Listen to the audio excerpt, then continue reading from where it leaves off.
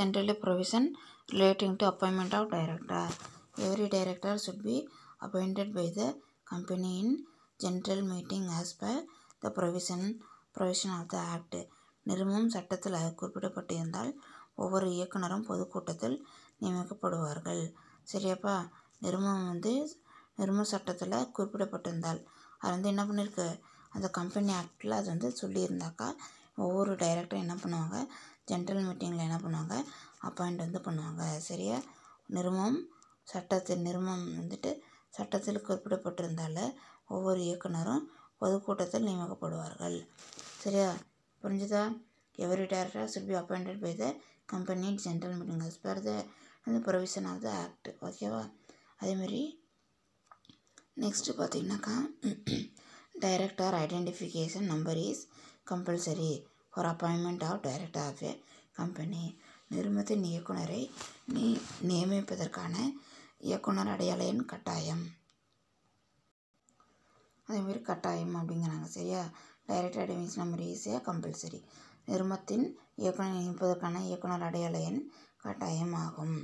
அதேமாரி every person proposed to be appointed as a director shall furnish his director identification number and a declaration that he is not disqualified to become a director under the act அப்படிங்கிறாங்க. under the act. சரியா? அதேமாதிரி என்ன சொல்கிறாங்க, ஒரு இயக்குனராக நியமிக்கப்பட்ட ஒரு நபர் அன்றோ அல்லது அதற்கு முன்னர் நேரடியாக அலுவலகத்தில் நடந்த தனது ஒப்புதலை வழங்க வேண்டும். சரியா? ஒரு டைரக்டர் அப்பாயிண்ட் பண்ண ஒரு நபர் என்ன பண்ணுற அன்றைக்கே அப்பாயிண்ட் பண்ண அன்றைக்கே இல்லாட்டி அதுக்கு முன்னாடியே என்ன பண்ணிடணும், அப்பாயிண்ட் பண்ண போகிறாங்கன்னு சொல்லி தெரிஞ்சோன்னதை தன்னோட ஒப்புதலை தன்னோட டெக்ளரேஷன் என்ன பண்ணிடணும், அவர் கொடுத்துடணும். அதான் நிறுவனத்தின் இயக்குனராக செயல்பட ஒப்புதல் வழங்க வேண்டும். அதான் அது he is not disqualified to be become a director under the act. சரியா? அவங்க அது செயல்படுறதுக்கு உண்டான ஒப்புதலை என்ன பண்ணிடணும், கொடுத்துடணும் அப்படிங்கிறாங்க. நெக்ஸ்ட் ஒன்று பார்த்தீங்கன்னாக்கா இந்த ஒரு இயக்குனர் நியமிக்கப்படுவதற்கு ஒவ்வொரு நபரும் அவரது இயக்குனர் அடையாள எண் மற்றும் சட்டத்தின் கீழ் ஒரு இயக்குனராக பதவியேற்றவர் என்று அறிவிக்க வேண்டும். சரியா? தேர்ட் ஒன் பார்த்தீங்கன்னா என்னன்ட்டு every person proposed appoint the director shall furnish identification number அப்படிங்கிறாங்க. ஒரு இயக்குனராக நியமிக்கப்படுவதற்கு முன்மொழிந்த ஒவ்வொரு நபரும் அவரது இயக்குனர் அடையாள எண் மற்றும் சட்டத்தின் கீழ் ஒரு இயக்குனராவதற்கு தகுதியற்றவர் என்று அறிவிக்கப்பட வேண்டும். சரியா? டிஸ்குவாலிஃபைடுங்கிறத என்ன பண்ணணும், நாட் குவாலிஃபைடா அப்படிங்கிறத என்ன பண்ணணும், அவங்க சொல்லணும் அப்படிங்கிறாங்க. அதே மாதிரி அடுத்து a person appointed as a director should give his consent to hold the office of director in physical form on or before he is appointed, consent to act as director of a company அப்படிங்கிறாங்க. சரியா? இதில் என்ன சொல்கிறேன்னு பார்த்தீங்கன்னாக்கா ஒரு இயக்குனராக நியமிக்கப்பட்ட ஒரு நபர் அன்றோ அல்லது அதற்கு முன்னர் நேரடியாக அலுவலகத்தில் நடந்த தனது ஒப்புதலை வழங்க வேண்டும். சரி, அந்த ஒப்புதலை என்ன பண்ணணும், அவங்க கொடுக்கணுங்கிறாங்க. அதாவது அந்நிறுவனத்தின் இயக்குனராக செயல்பட ஒப்புதல் வழங்க வேண்டும். அவர் அதில் இந்த டைரக்டராக இருக்கிறேன் அப்படிங்கிறத என்ன பண்ணணும், அவங்கள்ட்ட ஒப்புதல் கொடுக்கணும். நெக்ஸ்ட்டு பார்த்தீங்கன்னாக்கா company should file form with the registrar of company maintaining particular of appointment of director and key managerial person along with the consent from signed by director as an attachment within 30 days of the appointment of a director with necessary fee அப்படிங்கிறாங்க. என்ன சொல்கிறாங்கன்னு சொல்லி பார்த்தீங்கன்னாக்கா இதில் 5th ஒன்றில் இயக்குனர்கள் நியமிக்கப்பட்ட 30 நாட்களுக்குள் இயக்குனர்கள் கையொப்பமிட்ட ஒப்புதலுடன் தேவையான கட்டணத்தை செலுத்தி நிர்வாக இயக்குனர்கள் மற்றும் முக்கிய மேலாண்மை பணியாளர்கள் பற்றி விவரங்களை நிறுவனத்தின் பதிவாளருக்கு உரிய படிவத்தில் பதிவு செய்ய வேண்டும்.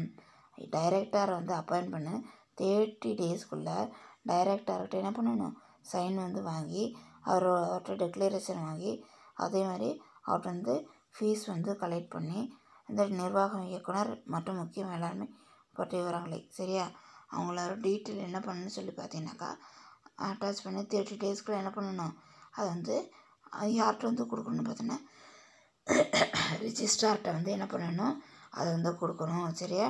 பதிவு செய்த பதிவாளருக்கு உரிய படிவத்தில் பதிவு செய்ய வேண்டும் அப்படிங்கிறாங்க. அதே மாதிரி articles of the company may provide the provision relating to retirement of the all director. If such provision relating to retirement are not made in the articles, provision in the act will be applicable அப்படிங்கிறாங்க சரியா. என்ன வந்து இதில் சொல்கிறாங்கன்னு சொல்லி பார்த்தீங்கன்னாக்கா இதில் வந்து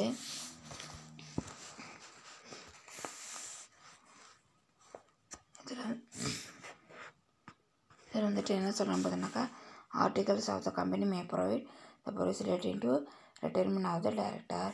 ஆர்டிகல்ஸில் என்ன பண்ணிக்கணும், யார் வந்து ரிட்டையர் ஆகிறாங்க அப்படிங்கிற டீட்டெயில் என்ன நம்ம வந்து கொடுத்துருக்கோம். அதேமாதிரி such provision relating to retirement are not made சரியா. இந்த ஆர்டிகல்ஸ் ப்ரொவிஷன் அப்ளிகல் அதுக்கு அதில் இருக்கிற மாதிரி என்ன பண்ணிக்கணும், நம்ம வந்து ஃபாலோ வந்து பண்ணிக்கணும் அப்படிங்கிறாங்க. நெக்ஸ்ட்டு பார்த்தீங்கன்னாக்கா என்னன்னு சொல்லிட்டு director. First director means the director who hold office from the date of incorporation of the company. The first director are usually named in the articles of another association or are appointed the director. முதல் இயக்குனர்கள் நிறுவனம் கூற்றுவாக்கம் செய்யப்பட்ட தேதி முதல் அலுவலகத்தை இயக்குபவர்கள் முதல் இயக்குனர் பெயர் வழக்கமாக நிறுவன செயல்முறை பட்டியல் குறிப்பிடப்பட்டிருக்கும் அல்லது இயக்குனர் அறிவிக்கப்படுகிறார்கள்.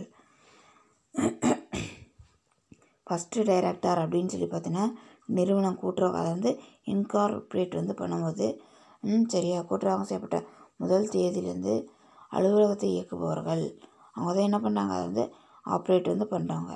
அதேமாதிரி நெக்ஸ்ட்டு பார்த்தீங்கன்னாக்கா முதல் இயக்குனர் பெயர் வழக்கமாக நிறுவன செயல்முறை விதிகளில் குறிப்பிடப்பட்டிருக்கும் சரியா. ஆர்டிகல்ஸில் என்ன பண்ணியிருப்பாங்கன்னு சொல்லி பார்த்தீங்கன்னாக்கா அவங்க பேர் என்ன பண்ணியிருப்பாங்க, அதில் வந்து கொடுத்துருப்பாங்க அல்லது இயக்குனர் நியமிக்கப்படுகிறார்கள் அப்படிங்கிறாங்க. அதே மாதிரி இந்த case of a company one person company an individual being a member shall be deemed to be its first director until the director are duly appointed by the member in accordance with the provision of section 152 சரியாப்பா. ஒரு நபர் நிறுவனத்தின் வழக்கில் ஒரு உறுப்பினராக இருப்பவர் 152 பிரிவு விதிமுறைகளுக்கு இணங்க இயக்குனர்கள் உறுப்பினரால் நியமிக்கப்படும் வரை கூடுதல் இயக்குனராக கருதப்படுகிறார் அப்படிங்கிறாங்க. என்னவா வந்து இருக்கிறாங்கனாக்கா அவங்க வந்து கூடுதல் இயக்குனர் என்ன பண்ணுறாங்க, அவங்க வந்து இருக்கிறாங்க சரியா. அதேமாதிரி நெக்ஸ்ட்டு பார்த்தீங்கன்னாக்கா என்னென்னு சொல்லிட்டு குவாலிஃபிகேஷன் ஆஃப் என்னது டைரக்டர் அப்படிங்கிறாங்க.